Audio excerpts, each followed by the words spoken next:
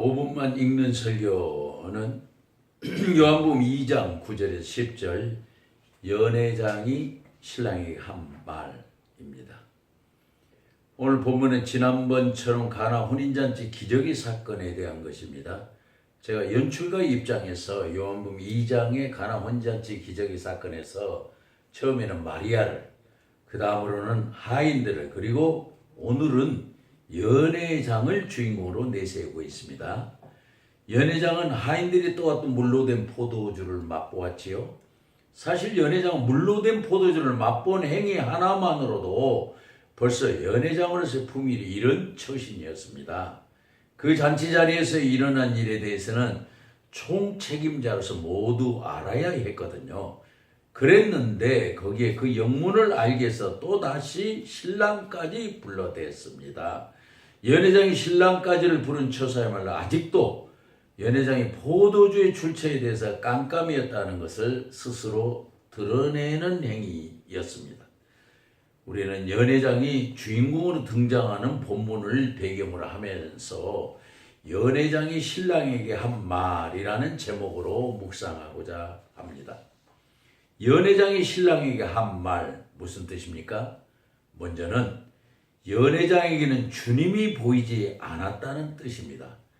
본문 9절 10절을 다시 읽습니다. 연회장이 신랑을 불러 말하되 사람마다 좋은 포도주를 내고 취한 후에 낮은 것을 내거늘 그대는 지금까지 좋은 포도주를 내 두었도다 했습니다. 연회장 물로 든 포도주 어디서 났는지에 대해 그 출처를 전혀 알지 못했습니다. 차라리 연회장은 하인들을 불러 조용히 그 내막을 물어봤으면 좋았을지 모릅니다. 그런데 연회장은 신랑을 불러서 포도주에 대한 출처를 물었던 것입니다. 그러니까 연회장은 모처럼의 자리에서 축하를 받느라 즐거운 기분이 얼굴에 가득한, 그리고 거의 흥분 상태에 있는 신랑을 성급하게 불러서 물었던 것입니다. 아마도 연회장은 신랑이 그 많은 포도주를 숨겨두었다고만 생각을 했던 것 같습니다. 물이 포도주가 된 기적이 일어났는데도 불구하고 연회장은 전혀 모르고 있었지요. 잔치집에서 포도주는 잔치의 영을 위해서 반드시 필요했다고 합니다. 이 변화된 놀라운 상을 전혀 파악하지 못한 연회장은 잔치집의 총책임을 맡은 사람 같지가 않습니다. 게다가 연회장은 아마도 잔치의 주인공이 신랑인 줄 알았던 것 같습니다. 아니면 연회장이 잔치의 총책임을 맡은 주인공이 아마 자신이라고 착각했을지도 모릅니다. 이것은 연회장에게는 주님이 전혀 보이지 않았다는 사실입니다. 연회장은 잔치의 주인공이 주님이라는 사실을 전혀 알지 못했던 것입니다. 실로 연회장은 영적인 까막눈이었습니다.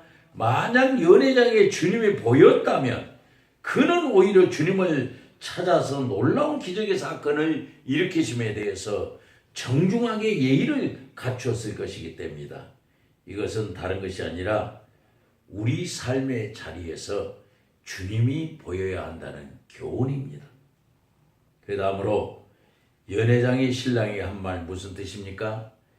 연회장이 세속적인 인생관으로 살고 있다는 뜻입니다.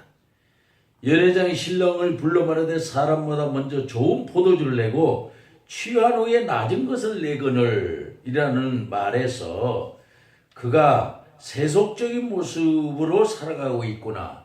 물론 이것이 단편적일 수가 있습니다. 그러나 사람은 무의식적으로 나온 말 속에 깊은 의미가 들어있다는 것을 근거로 해볼 때 연회장이 세속적인 삶의 방식을 뛰어넘지 못하고 그런 인생관으로 살아가는 모습의 한 면이라고 볼 수도 있겠습니다.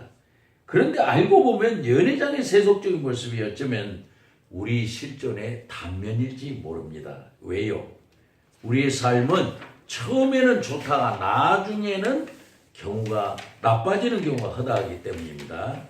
시작할 때는 모두 평생 동지라며 서로 부둥켜 안고 좋아하다가 그것이 곧 시들어버리고 또 배신하며 원수 맺기도 합니다. 그래서 분개하면서 많이 후회하기도 하지요. 여기는 결혼 생활도 그다지 다르지 않다고 합니다. 처음엔 죽자 살자 사랑하다가 세월이 지나면 퉁명스러운 말로 내가 뭐 정으로 사는 줄 아시오? 그저 법에 묶여 살 뿐이지 안다고. 한 번은 나이가 똑같이 91세 된 노부부가 이혼 청구를 하려고 재판관 앞에 섰습니다. 이 연세에 이혼을 하려고 하십니까? 왜 이 연세가 되신 지금 이혼을 원하십니까? 하고 판사가 질문했습니다. 그때 남편이 이렇게 답변을 했다고 합니다. 우린 벌써 30살 때 이혼하기로 합의했었지요. 그런데 우리는 아이들이 사망할 때까지 기다리기로 했거든요. 하고 했다. 이것은 세속적인 인생관을 넘어서지 못하고 살아가는 씁쓸한 세상사의 단면이기도 합니다. 우리는 그런 세속적인 실존에 물들어 사는 존재가 되지 말아야 된다는 교훈이겠습니다. 마지막으로 연회장이 신랑에게 한 말 무슨 뜻입니까? 연회장은 주님의 능력과는 아무런 상관이 없는 사람이었다는 뜻입니다. 연회장이 신랑을 불러 그런데 그들은 지금까지 좋은 포도주를 두었도다.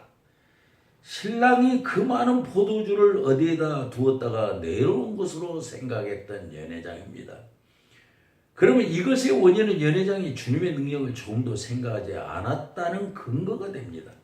이것이 바로 연회장의 큰 문제입니다. 이렇게 놀라운 기적이 일어났는데도 불구하고 고작 신랑이 숨겨둔 포도주라고만 생각했기 때문입니다. 사람의 힘으로서는 도저히 생각할 수 없는 기적이 일어났는데도 불구하고 연회장은 그 자초지종, 그 근본을 알아보지 않으려 했다는 뜻이 되기 때문입니다. 보다 근본적인 것에 관심을 두지 않는 연회장의 모습은 어쩌면 우리의 모습일지 모른다는 생각을 하게 됩니다.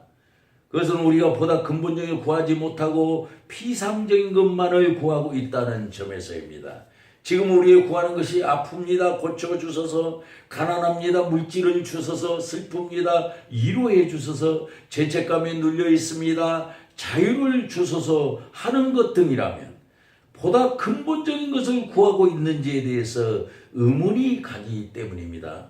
이처럼 우리가 근본적인 것을 구하지 못하는 경우라면 겉보기엔 제법 떠들썩하는 잔치집인데도 실제로는 포도주가 동인한 지 오래인 영적 고갈 상태인지를 모른다는 사실입니다. 이런 것은 모두 주님의 능력과는 별로 상관없는 경우에 일어나는 삶이기 때문이다. 이것은 무엇을 의미합니까? 우리의 삶에서 주님의 능력과 아무런 상관이 없는 사람이 되지 말아야 한다는 교훈입니다. 가는 인생의 길에 저와 여러분은 그 어떤 경우에도 주님의 능력과 상관이 있는 귀한 삶을 살아가는 사람이 되시기를 바랍니다. 기도하십시다. 주님, 우리는 주님을 믿노라 하면서도 주님이 보이지 않는 삶은 아닙니까? 주님을 믿노라 하면서도 나 자신만을 내세우는 사람은 아닙니까? 더욱이 주님을 믿는다고 하면서 주님의 능력과는 아무런 상관이 없는 사람은 아닙니까?